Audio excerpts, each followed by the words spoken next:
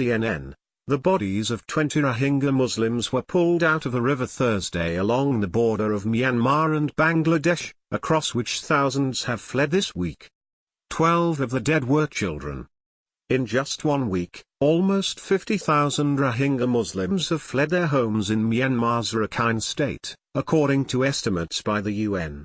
As many as 27,000 of the displaced people crossed the Bangladeshi border to camps in areas around Cox's Bazar, while a further 20,000 are in no man's land between the two countries. The worsening cycle of violence is of grave concern and must be broken urgently, the UN Special Rapporteur on the human rights situation in Myanmar, Yang Lee said in a news release Thursday.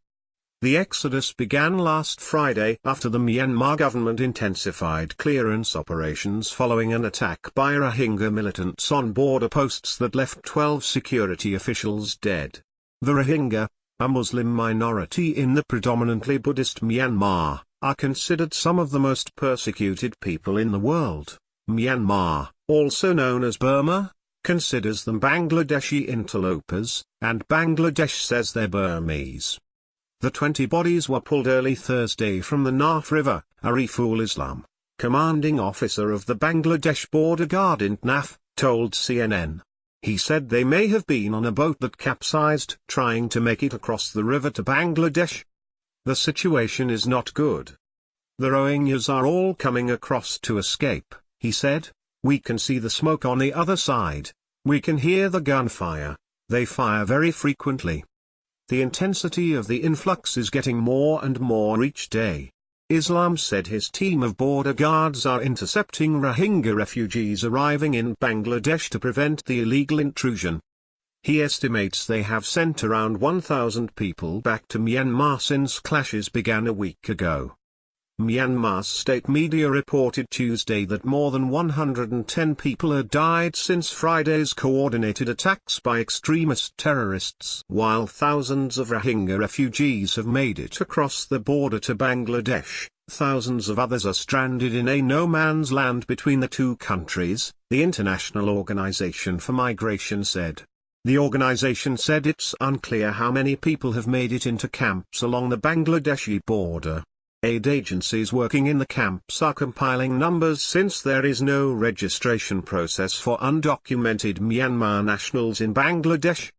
On Wednesday, the leader of the militant Arakan Rohingya Salvation Army group accused the Myanmar authorities of atrocities, including killing children and throwing them into rivers, mutilating women and torching houses, flanked by 2 men brandishing automatic weapons. Atullah used a video statement to call on the international community to act and urged Bangladesh to help the thousands fleeing and those stranded in the no-man's land, where many will perish in the next few days if they don't get help. He said that the Rohingya community was subject to atrocities being repeatedly and consistently perpetrated by the Burmese regime. Even on this day infants and toddlers were murdered before mutilating their bodies and later disposed of in the water, he said. Our women were too mutilated after being chased on the streets. He called on the international community and rights groups to apply pressure on the Myanmar government. The report warned that unrest in Rakhine could spiral out of control unless concrete action is taken soon. Tensions remain high and they risk becoming worse, Annan said. The status quo cannot continue. The UN Security Council held a closed-door discussion Wednesday at the request of the United Kingdom to address the escalating violence in Myanmar.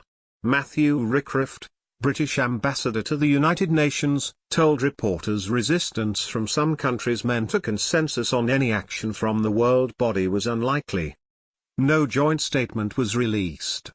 Rights groups in the region have been critical of Myanmar leader Aung San Suu Kyi, whose National League for Democracy party swept to power in 2015. Aung San Suu Kyi has been putting out statements, which are consistently disturbing, and her office is generating anti-Rohingya, anti-aid worker propaganda, fueling tensions in the country. Matthew Smith, co-founder of human rights group Fortify Rights, told CNN this week. As de facto head of state, Aung San Suu Kyi needs to be calling for calm, calling for their military to use restraint. Her messaging could not be more irresponsible right now.